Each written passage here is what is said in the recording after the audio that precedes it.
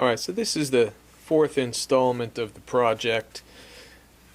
The current project working on this Ovation Matrix guitar here, which has received a new neck, namely this one here. If you've seen the other videos, you'll know that this came off of another Ovation guitar, but it came off of a shallow bowl. This one's the full depth bowl on this guitar. And I also, coincidentally, just watching another video channel on here, I watched a guy working on an Ovation custom Legend that had this exact same neck.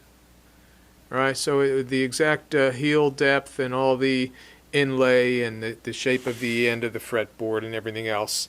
And that was it. I should mention it was on Randy Schardiger's channel, which is a great channel.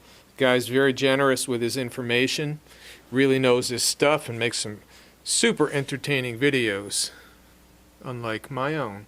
So anyway, I'm just kind of walking you around here a little bit. I'll see how close I can get. We'll start up here with the tuners, which are Goto tuners, right? So those have been replaced. This is the nut, and this is cut for nylon strings, which you can see is what I have on here now. All the frets have been replaced, as well as the binding on the side of the neck. All the inlays were intact, so I guess that's a good thing. Coming down here, before we get to the finish, I'll come down at the bridge, and let me get that glare off of there if I can. Get you in on a saddle, which was a bone piece that I was able to shape and to get the intonation where we wanted it. I've used these tie-on strings here, nylon strings, and that worked out pretty well. They're holding tight. It takes a couple of days for these things to settle in and hold tune, and they're doing that pretty well right now. But the main thing is just, you know, to mate this neck with this guitar, it took a bunch of work underneath here where you can't see. You can see the two screws that go through on either side of the neck.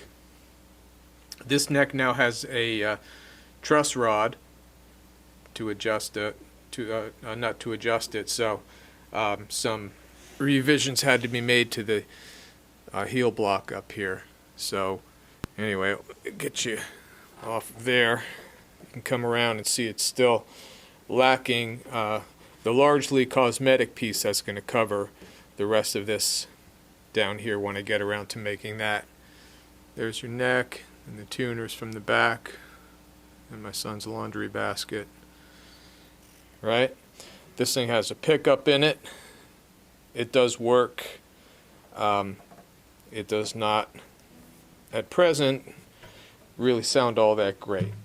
So I'll have to work out some kind of situation for that. The finish is kind of weird.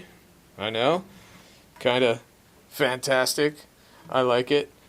I think it's the kind of thing you'll either love or hate.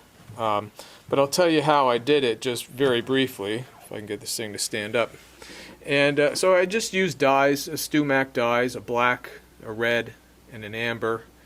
And I made 4 bowls of that with denatured alcohol. One was mostly black with a touch of amber. The next one was red with a touch of amber, and then, you know, red with a touch of black, you know, like that. And then it was applied with sea sponges. Some of it I let sit for quite a while, and it got right into the finish. I'm not sure what the underlying finish is, what they used on these things. And some of it I let sit just briefly. I did sand it back once and just left the muted tones, and then came back again with the sponges to bring it back out so it has some depth and some texture to it. Right? That will all get covered over. It's got to have a top coat on it to protect it at some point, so I'll get around to that eventually. Alright.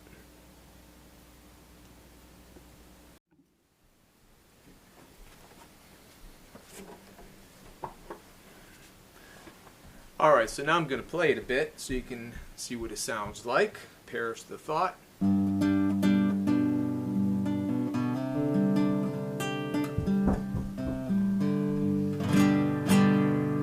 not at all a fingerstyle player, so don't ask me why I wanted to have this style of guitar around, but I like them.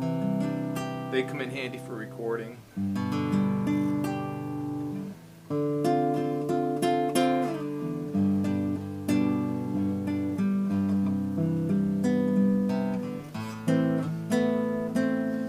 I think it sounds pretty nice. It's got a really pleasant sound. And the thing that I really like about it, aside from that it's not a classical guitar in the sense that it doesn't have that wide and very flat fingerboard on it. It's, you know, it's like a typical acoustic guitar. But it sounds pretty good strummed as well, you know. It's got a really balanced, kind of pleasant tone to it. And I guess if you're used to steel strings, it's going to sound mellow, and I like that, so.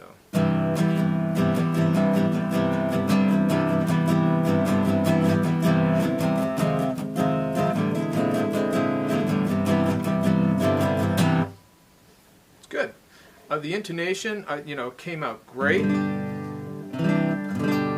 I didn't make a video about how, you know, I made this saddle and set the intonation, but it is interesting in the sense that it really came out backwards from most of the saddles that I've done. When I put a set of test strings on here and fooled around with the saddle that I had to see where the intonation wanted to be, it ended up being set towards the rear, lengthening the strings on the 3 lighter strings, and toward the front on the 3 lower strings. And which, you know, was odd, but that's where it wanted to be. And truth be told, I suppose I could have just made this just straight across the top and maybe just crowned it a bit in the middle and gotten away with that, and it would have been just fine. But I think it sounds a little better this way. And the way that I check that is playing, you know, these chords further up the neck against open strings.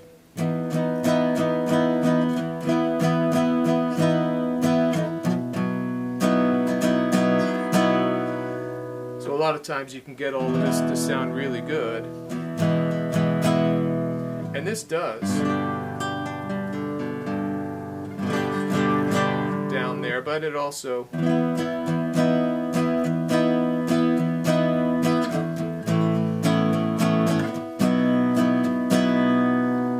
sounds pretty great up there, I think.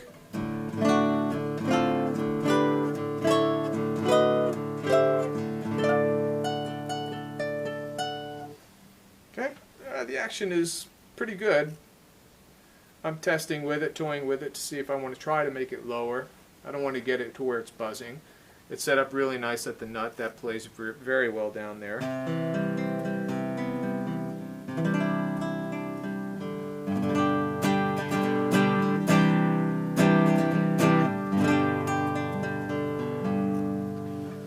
So there you go. Ovation Matrix with a I guess a custom legend neck on it. They may have used this on several different models. I kind of get the sense that they did, because I feel like I've played this guitar neck before and I've never had a custom legend. But anyway, pretty happy with this guy. I'll probably do one more video when it's all done up, the neck, the heel block here and the finish on the top. But until then, there you go. I hope you enjoyed the video and saw somebody do something you know, crazy and or stupid with an old guitar.